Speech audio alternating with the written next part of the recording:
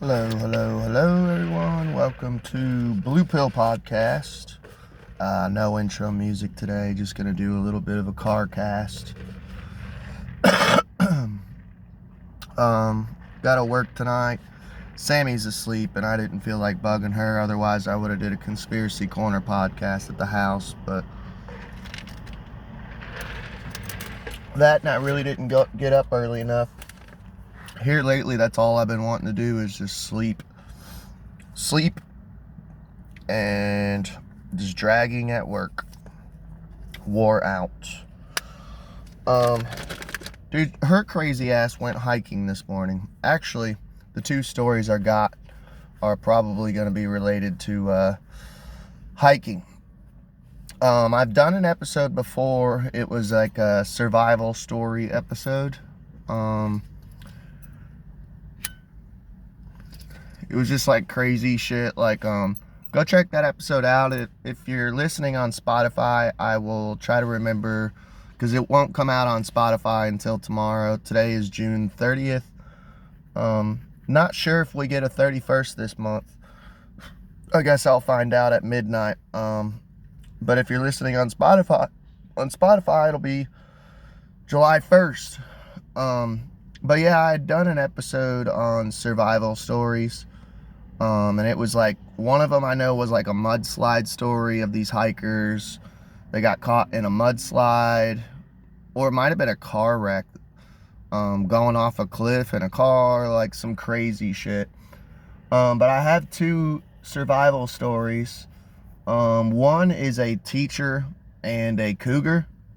I'm guessing she was hiking or on a trail or something and got attacked by a cougar. I don't know if she survived or had to fight it. We'll find out. And then another one is a grizzly one. We may get to both stories today, or we may only have time to do one. Just depends on the commentary I have.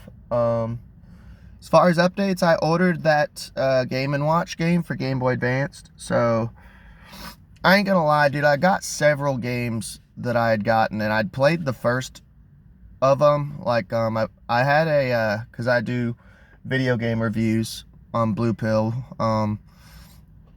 I'd reviewed Men in Black 1 last year, I believe, and it was a banger of a game. I got the second one, and I keep dying like on the first level.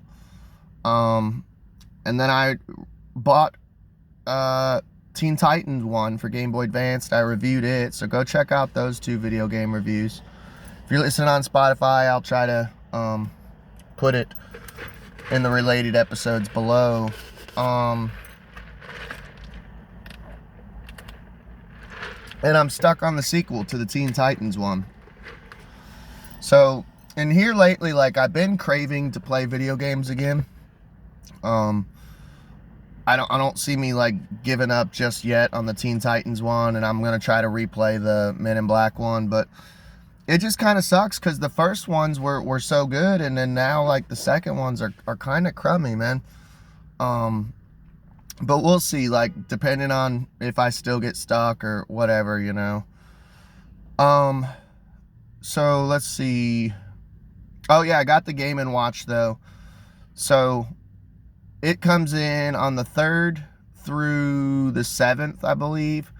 So hopefully it comes in on the 3rd, because 4th of July is coming up, and it'll kind of mess that up with like holidays and stuff. But yeah, so look forward to that. And the reason I got the Game & Watch one is I want to review it because it's the only Zelda that I haven't played and reviewed for Game Boy Advanced, through Game Boy through Game Boy Advanced, those three cartridge styles. I consider it pretty much just one system. But there's a Game & Watch Zelda that came out years ago, and I've been wanting to play it and beat it and review it, but it's like, it's in the hundreds of dollars for the original Game & Watch, and I've seen people who have remade it. Nintendo, I guess, remade it. It's smaller, it's an actual Game & Watch, but I haven't found much info on it. So I don't know. I found out that it was on Gallery 4 of Game & Watch for Game Boy Advance. So that'll be coming through, but look forward to that. I have a Buy Me a Coffee account set up in the link below if you donate to the channel. I don't have it with me, but I send you a Conspiracy Corner bumper sticker and a signed Conspiracy Corner bookmark. I do not have to sign the bookmarks if you don't want me to. That's up to you. You can message me through Buy Me a Coffee, but it helps me pay for, honestly, I mean, I work a full-time job, you know.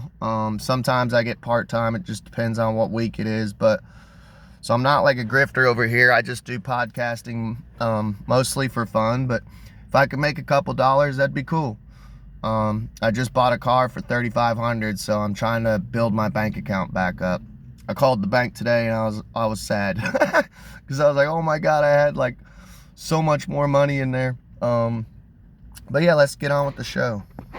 But yeah, I get these like Reader's Digest, and today's just gonna be kind of a story, a real life story, true story, with some commentary. So get you a beer and a cigarette or a cup of coffee, cup of tea, and just kind of relax and enjoy a podcast, you know. This is the teacher who wrestled a cougar. When a wild cat springs from the woods to prey on her young students, a daycare owner instantly moves to protect them. A Class RD drama. This is by Mary Murray. Mary Murray, you know she got made fun of in school. So this kind of reminds me automatically of, it'd be a good little thumbnail. This kind of reminds me of my mom, because my mom did home daycare. So I'm just imagining my mom fighting a cougar. She's not the healthiest lady. She's got nodules in her throat and just not the healthiest person. So like she would get her ass kicked. I'm not trying to be mean, but nudged awake by the morning sun, the young cougar opened its jaws in a teeth-baring yawn and stretched its muscular forelegs. Then it started down the mountainside, crossed a narrow highway, and loped toward the wide rushing river. For days, the cougar had been edging closer to the small lumber village of Lillooet on the Fraser River at the edge of the mountains of southern British Columbia in Canada. So this is Canadian. I wonder what Lillooet, it's Lillooet. I wonder like what, is that Native American, or I would say it's French, but it's not spelt French, you know, because I know they speak a lot of French up there. They got like Quebec and stuff. Now after drinking the river's cold water, the cougar bedded down again in a nest of tall grass. So it sounds like it's like stalking this like lumber village. Creepy shit. So on July 3rd, 1991, I was born 1991. I was born November 25th though. My wife is July 16th. So this is like pretty close to her birthday. And she was 91 also. The 5 children and Lorraine's Leach's daycare. So I'm guessing the daycare owner, the teacher, is Lorraine Leach. Daycare group were outdoors early, painting bright tempera landscapes under the penetrating sun. So a nice, beautiful morning, kids outside painting, and I bet you the cougar's stalking them. It's going to try to snatch up one of those little ones to feed its little ones. The circle of life. By 10 a.m., it was time to find shade. So Lorraine decided they would walk down to the river. We're going to pick berries now, she announced. Yeah, my wife went hiking today. It's like a huge fucking heat wave here in Kentucky, and it's not just us. France is getting hit with a heat wave. Midwest is right now. So like, yeah, it's just hot as hell. But this is kind of a good little fitting story for the heat wave. At 44, She had made her dream come true when she turned her home into a daycare center, just like my mom. It had taken hard work for her to get her certification. After completing her courses in early childhood education, Lorraine had volunteered in a daycare center while working at the lumber mill and raising three teen sons alone. So she's a hard-working woman. She was working at a lumber mill. That's pretty hardcore. So far, the center was operating smoothly, but she always worried about keeping her clients satisfied, as well as being able to care for enough children to make the business pay off. Lorraine had known all 5 children in her care since they were infants. 3 were siblings: playful Mikey, age 2, 3.5-year-old Alicia, and she's the tough little athlete, and Jessica Allen, who is 5, the exuberant leader. 4-year-old Natani Leach was actually an aunt to the 3 siblings, and Lorraine, in turn, was Natani's aunt. But the buddy toddler Lisa O'Lanny, so an Irish one, a few months shy of 2, was unrelated to them. All were members of the indigenous tribes clustered around Lillooet, around 150 miles northeast of Vancouver. So it's definitely got to be a Native American name. I wondered that because it sounded kind of like it. So it just kind of reminds me of like my mom's home daycare, because I used to like be a substitute teacher whenever she had to run errands or wasn't feeling well, you know. And it's so crazy because you kind of, like they were saying right there, you do get to watch these kids grow up and you get attached to them and you learn their different personalities, and it's kind of neat. And I used to be a tutor for the ROAR program in Garrett County Board of Education. That was older kids though, but still, man, you get attached to them. And I know it sounds weird, and I don't mean this in a weird way, but you fall in love with the kids, you know. The children had fallen easily into Lorraine's daily routine. Everyone loved circle time when they passed around a black and white eagle feather. The child who held it could talk about whatever he or she wanted, so kind of like a talking stick, if you've ever been to therapy. A nature lover, Lorraine also insisted they spend as much time as possible outdoors. Plus, they're Native Americans, so I mean, that kind of makes sense. It's in their blood. I got Blackfoot and Kiowa. After clearing away the painting supplies and handing each child an empty jar on that July morning, Lorraine called for Pal, her 1-year-old German Shepherd mix. Giggling with anticipation, Jessica and Natani paired off in front. Lorraine linked Mikey's hand with Alicia's, who took little Lisa's in her own and said, "Let's go." By the way, how cool is it for these kids that they are now like in printed history? I just think it's neat because, like, I used to do journalism back when I was younger for the Garrett Echo, Garrett County paper. I wrote for the Danville one. I wrote for several local newspapers. And there's something neat about it. Like, podcasting gives me the same feeling to an extent. Like, me and Sammy were featured in a documentary, which was kind of cool. One day I'm going to do a watch along with it. I was on Clownvis one time, his podcast, a game show. That was fun. But there's something about being in printed word, which makes it a little more real. Like, I know they're trying to get rid of all the books right now, and some company right now is buying up all these books and scanning them and destroying them for AI. It's literally, they're burning books. But there's something about your history or your words being carved in stone, essentially, but written on paper. Like, it's just something permanent about it. Like, oh, if I die, like Garrett County, their newspaper has like archives. So like they have newspapers from like when they first started back in like the 50s or whatever. And I used to go up there and just kind of pour through them sometimes because I was a journalist, a freelance, and they were kind of cool with me. I was a regular in their office just poking around, you know.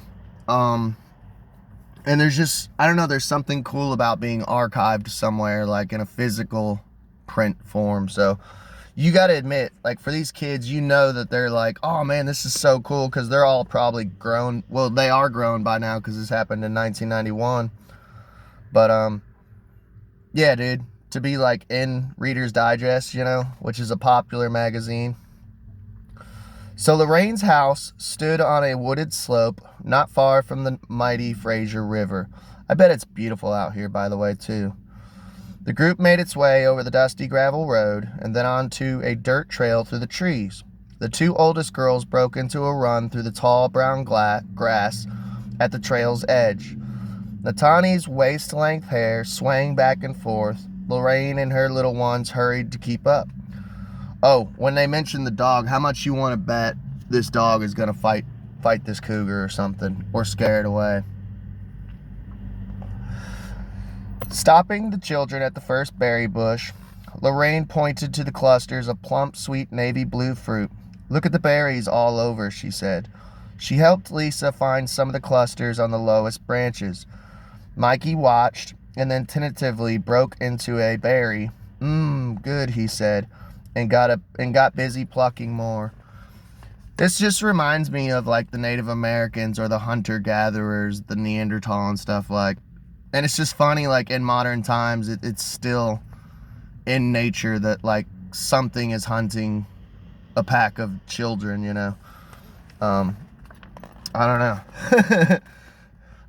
The cougar cocked an ear toward the bird-like chatter and reflexively sniffed the air. Cougars rarely attack people or show themselves, but as towns expanded into the mountainous countryside, because it is a lumber town, there had been more and more sightings, especially in southern British Columbia. At the time, the province was home to some 3,000 cougars. That's so insane. That number has had to have dropped, you know. The younger cougar was instinctively versed in hunting strategies, stepped silently and downwind through the brush to avoid being heard, scented, or seen. Choose the weakest prey and attack from behind, which children are pretty weak, so. Clamping powerful jaws on the vital nerves and blood vessels of the prey's neck. So they're brutal, predatory creatures, man. Which we kind of got into, like, the whole concept. We kind of I went on a little rant earlier today. We were talking, scientists discovered the third eye. Go check that episode out. It was the one this morning. Talking about wolves, man. And predator eyes compared to prey eyes. Predators are in the front, preys are on the sides, you know. And just the concept of team human and team animal. I didn't even mean to relate it, but, I mean, I don't know, synchronicity. Lorraine and the children moved slowly from bush to bush. Pal stopped frequently in the shade, panting. Within 20 minutes, the children had filled their jars and were almost at the river. Here the ground fell steeply to a cool, shady strip of sand roughly 15 feet wide. By the way, what a good fucking daycare teacher. Like, I never went to daycare. My mom was like, we were stay at home. I never went to pre-K. I just went straight into kindergarten. My mom pretty much raised me. But like, that is a cool day at daycare, man. Just going outside picking berries and shit. Like, now I would imagine they're all stuck inside on iPads and shit. The big cat began to lick the boy's smooth skin with its rough tongue. So that's a little paraphrase, obviously. Okay, Lorraine commanded after the group clambered down to the sandbank. Let's get in our circle. She could not risk letting a child wander off. Suddenly, Alicia jumped up and scooted toward the trees. "Come back, Alicia," Lorraine called, running after her. She caught up with the child and helped her back to the sandbank. Now the cougar could see the funny little creatures that had been making all the noise. These were perfect prey, small, wiggly, and oblivious. Stepping over the thick carpet of the pine needles, the cat slumped towards the children. Never so much as rustling a leaf or snapping a twig. It's like a stealth. And did something remarkable, something only a young, inexperienced cat would do. It walked back onto the bank and merely nudged Mikey backward into the sand, so it just pushed it over. The rules of hunting required that the cougar grab the boy's head in its mouth and carry him away. But the young cat paused, and to remove any hair before attacking and feeding, it began to lick the boy's smooth skin with its rough tongue. Imagine how terrifying that would be, that like there's like a cougar like pushed you over and just starts licking your face. So I don't know, this might be like a good story. It might not be like some horrible attack, you know. Lorraine sensed the children suddenly go quiet. She looked up to see the back end of the cat, the size of Pal, standing over Mikey, so the size of her dog. And they always say, man, when everything goes quiet, you know, that's dangerous. Something's going down. The cat's head was down, out of sight, behind its peaked shoulder blades, and its plump, black-tipped tail swiped back and forth like a whip. The sight of the cougar near her kids momentarily froze Lorraine. Now, Natani was giggling nervously. "Stop licking Mikey's face," she said playfully, as though talking to a house cat. I love how oblivious children are. It's like, that's a cougar, you know. Things probably got like little dew claws and 3 toes and shit in the back, you know. Lorraine couldn't tell whether Mikey had been bitten. He was silent and hidden beneath the beast. Her mind raced wildly. She sprang impulsively toward the cougar, blindly intending to grab its tail. The shifted aim at the last minute and seized the cat by the scruff of the neck. Tugging once, she shook it from side to side. Instantly, the cougar unleashed its claws and wheeled toward Lorraine, swiping both Mikey and Lisa in the face. Ooh, that's gotta hurt, dude. I've been scratched by my cats, you know. And those are just little house cats, but to get swiped by a cougar, man, that shit'll fuck you up. That's like some Velociraptor Jurassic Park shit. Growling and hissing, it stretched up high and brought its paws down upon the head of the 5'1" woman. So this woman's tiny, 5 foot, man. That's my ex-wife was 5 foot. As she stumbled backward, one paw slipped onto her right shoulder, the claw grazing her ear. Your ear is such a thin piece of meat too, man. That'll fuck you up, dude. This animal was capable of killing her. Although still in its youth, it had all the teeth and muscle a cougar needs to put down a victim 3 times its size. Aware now of the danger, 4 of the children shrieked and ran behind Lorraine. Mikey lay still on the ground. "Stay behind me," Lorraine screamed as she faced the beast. Acting before she could think, she grabbed the animal's forelegs and pulled them off of her. The cougar's thrashing forced her back into a crouch. Her soft sandals shifted and slipped into the sand, making it difficult to secure a stance. Summoning all her strength, she forced herself back upright, still grasping the cat's thick legs. Then she thrust her arms forward and locked them straight out in front of her. At the same time, she used her thumbs to push the animal's paws inward to protect herself from being cut.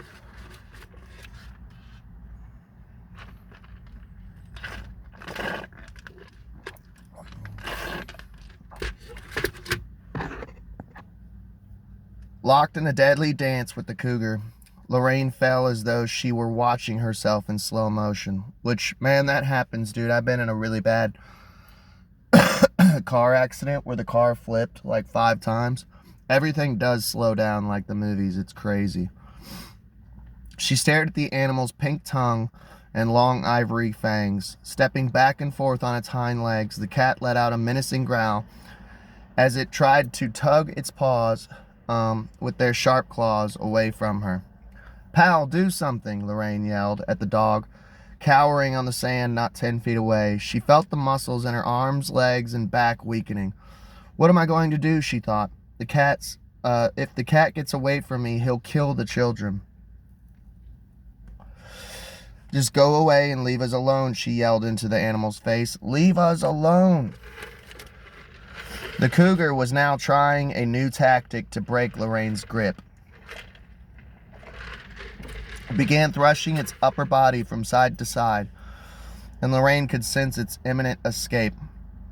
Acting without any conscious plan, she arched her way back to gather momentum, then shoved forward with all her might, thrusting the cat directly at the dog and shouting, "Pal, do something." I'd be saying, "Get him," you know. The cougar fell backward and rolled instantly to its feet and darted past Pal through the brush farther along the sandbank.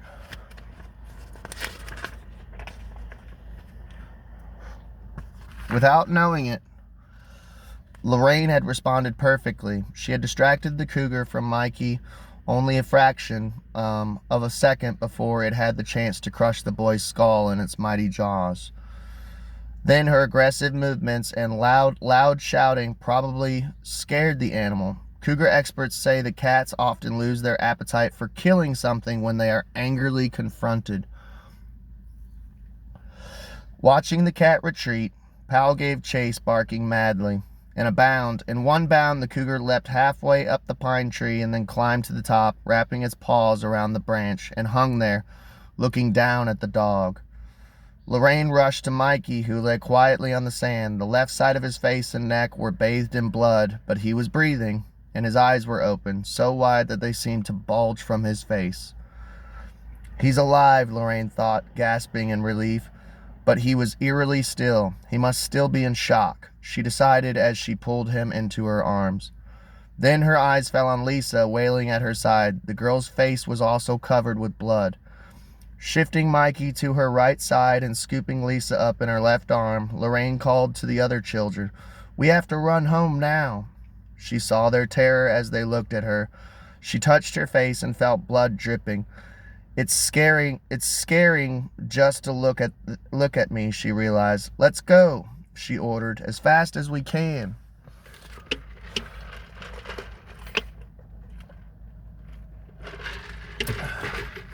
And here's an actual picture of Lorraine Leach,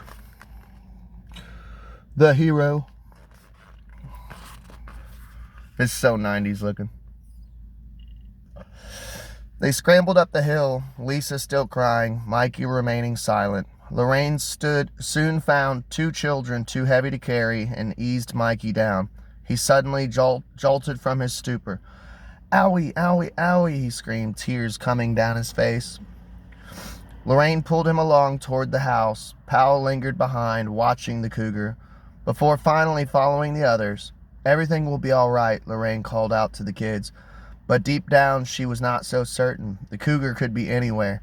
She considered what it had already done to Lisa and Mikey and to the dream she had worked so hard to realize.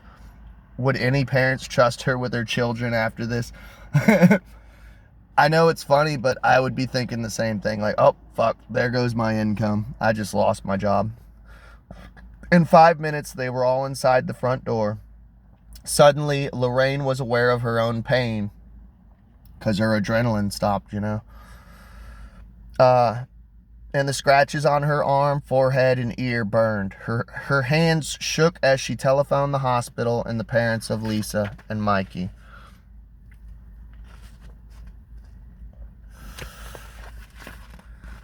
At the Lillooet Hospital, Mikey needed 40 stitches, damn, to close lacerations on his chin and neck, but all his wounds were shallow. Lisa had been lucky too. The cat had clawed within an inch of her right eye, and she required only 20 stitches, so she could have lost an eyeball, man. Man, these cougars don't fuck around, dude. Lorraine's scratches needed only to be cleaned and left to heal, but the muscles in her arm, back, and legs were so sore that she had difficulty walking. As awful as the attack was, Lorraine now had to contend with the fact that she had no idea whether her beloved daycare center could remain open. So she felt a sense of profound relief the morning after the attack when she opened the front door to 4 of her daycare children, including Mikey. Only Lisa did not return. For several days, as they sit in the circle, passing the eagle feather, the children remained quiet. The pictures they painted at art at the time were showing the splatters of red. Oh my God. It's not funny, but it's so crazy. Like, it had an impact, you know. Finally, a week later, Mikey took the eagle feather in his hand and he said, "I had a dream last night." "And what did you see in your dream?" Lorraine asked gently. "I saw an eagle, and he was sitting on my bed. Then he flew over to me." Lorraine smiled. In Lilliput folklore, the eagle is a sign of strength sent by ancestors as an assurance that the person who sees it will be kept safe. So there you go, man. I hope y'all enjoyed. Please like, share, and subscribe. Let me know what you guys think of, like, some of these survival stories. Like I said, I have another one that's a bear attack one. We'll cover it in another CarCast, you know, another Blue Pill episode. Go check out the other one I did. I think it's literally just titled Survival Stories. So I hope you guys enjoy it. Please like, share, and subscribe. Y'all have a good day. Oh, and by the way, too, this is not the first cougar attack that I've covered. We actually covered one. We did an episode on Hunter S. Thompson being attacked by a cougar. It's a crazy story. I will try to link it below in Spotify. I need to come up with a Hunter S. Thompson playlist. That way it's easier to find if you're listening on YouTube. But love y'all. Please like, share, and subscribe, and y'all have a good day.